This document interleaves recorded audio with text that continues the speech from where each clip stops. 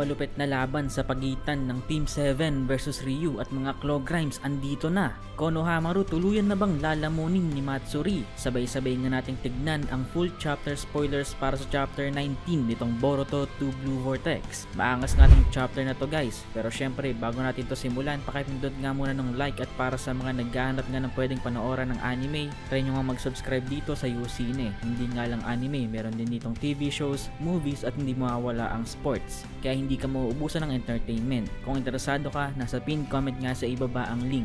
Sa unang scene nga ng chapter 19 ay mukhang makikita nga natin dito ang flashback nitong si Araya noong panahong buhay pa nga itong si Shinji. Dito nga na-explain kung saan nga ba talaga nagmula yung espada na gamit ni Araya pangontra sa Iron Sand ng Shinju na si Ryu sa nakaraang chapter. Ito nga ay nagmula mismo kay Shinji, isang katana nga na nilagyan nga niya ng kanyang sariling chakra. Gamit nga ito with the combination of wind style techniques nitong si Araya, magagawa nga raw ding gamitin at i-manipulate ni Araya ang mga Iron Sand tulad ng kayang gawin ni Shinji.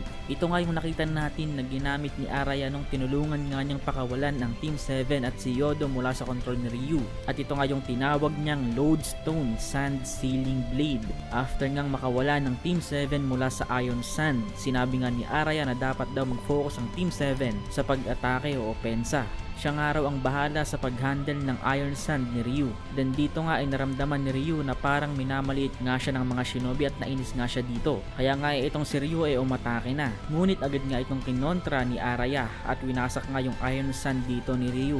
Pero nag-i-struggle nga dito si Araya na mapredict yung mga pinanggagalingan ng Iron Sand dito ni Ryu. Kaya naman tumulong na rin dito si Yodo gamit yung kanyang mataas na sensory ability. Dahil isa nga siyang sensory ninja. Gamit nga yung kanyang abilities ay nagagawa nga nilang matrack at mapredict yung movements at techniques nitong si Ryu. Dito nga ay nagsimula ng umatake si Sarada gamit rin yung kanyang fire style Gokakyu no Jutsu. Sinangga nga ito ni Ryu gamit yung kanyang Iron Sand. Pero dito nga ay bigla namang sumulpot sa likod niya yung naglalakihang Snake Sage Chakra nitong si Mitsuki. At dito nga ay nagawang ma-lockdown ni Mitsuki yung katawan ni Ryu.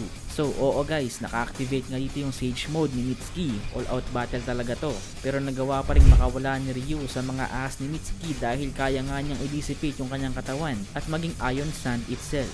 Pero kahit ganun ay nagawa ngang matrack ni Yodo yung sounds at friction ng Iron Sand at nagawa nga niyang mapredict yung mga magiging location itong si Ryu. 2 o'clock nga raw, tumataas nga raw yung volume o tunog ng friction sa pagitan ng mga sand grains. Dito nga ay umatake na si Araya gamit yung kanyang ability na kumontrol ng Iron Sand.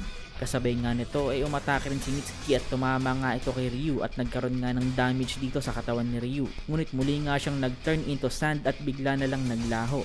Ngunit gamit nga yung Sharingan ay dito nga ay ginawa ring mapredict ni Sarada siguro yung pagmamaterialize ng katawan ni Ryu. At dito nga ay ginamit niya yung Chidori at nagawa nga niyang tamaan dito yung tagiliran nitong si Ryu. Matapos nga yan ay bumalik nga tayo dito sa sitwasyon ni Konohamaru. Dito nga ay matindi yung pagtatalo sa pagitan ni Konohamaru at Matsuri. Ayaw nga kasing pumayag dito ni Konohamaru na tawagin siyang Konohamaru-chan. Nagagalit naman si Matsuri dahil bakit nga daw ba ayaw siyang payagan. Tinawag pa nga niyang shitty woman based sa unofficial translation dito si Moegi at isa ring bitch na parang isa talagang babae nagseselos. Pero ayaw nga talagang pumayag dito ni Konohamaru at tinanong pa nga niya si Matsuri kung bakit nga ba baliw na baliw at gustong gusto niyang tawagin Konohamaru-chan itong si Konohamaru. Pero dito nga ay nabwisit na talaga si Matsuri at nag-decide na tuluyan ng araw niyang ide-devour itong si Konohamaru. Hey yo, makikita nga natin dito na nasasaksihan ni Eida yung mga pangyayari na to at na-realize nga ni Eida na hindi nga problema dito yung paggamit ni Matsuri ng Konohamaru-chan bilang bansag kay Konohamaru.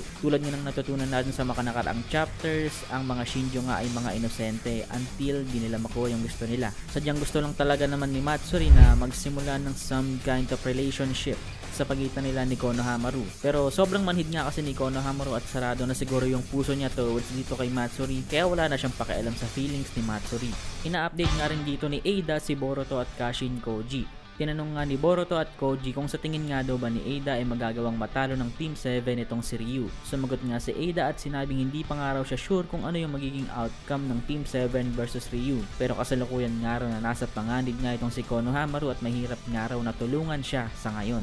Dito nga ay nakikita natin nang gigigil na talaga si Boruto na tumulong dito. Pero pinipigilan nga siya dito ni Kashin Koji dahil pwede nga mamatay si Boruto in the process. Matapos nga yan ay may dialogue nga dito si Jura na dito nga ay kasama si Hidari. Pero hindi ko na guys i-include yan dito sa spoiler video natin dahil sobrang haba nga at philosophical at focus tayo dito sa spoilers sa ngayon at sa labanan. Abangan nyo na lang yan sa full review natin na i-upload ko bukas sa YouTube. Kaya kung nasa TikTok ka, hanapin mo yung ating YouTube channel at abangan mo doon lagi yung ating mga full reviews. Hindi kasi pwede nang mag-upload dito ng full review sa TikTok kasi nga ipina-flag siya as copyright. Kaya abangan nyo na lang yung full review. Balik tayo. Nababaliw na nga raw si Matsuri dahil hindi nga raw niya alam yung nararamdaman niya. Hindi niya alam kung ano yung, kumbaga sobrang sakit nga raw kasi at infuriating.